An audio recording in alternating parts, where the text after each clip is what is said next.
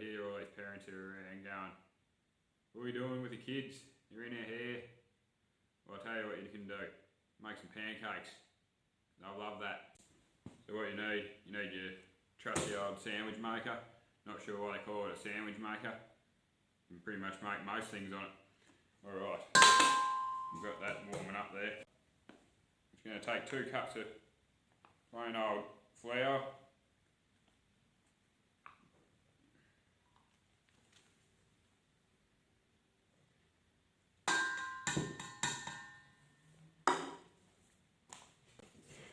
Alright, so now you got your flour in there. You want to get a couple of eggs. Launch them in.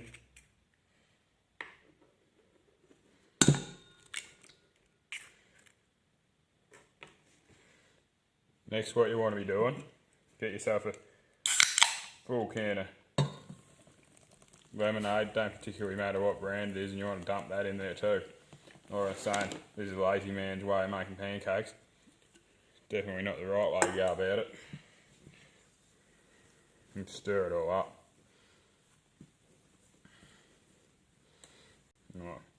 Being that it is a lazy man's way of making pancakes, you wouldn't be surprised if I were to tell you that they don't turn out to be the greatest of all pancakes either, but well, you'll get the idea. Now you want to give your mixture here a good stir, get them lumps out. So now, that's all your preparation done. Grab your block of butter.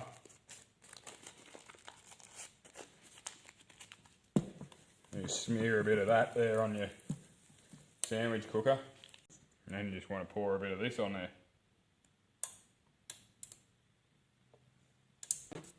Alright, at some point you're going to want to flip them.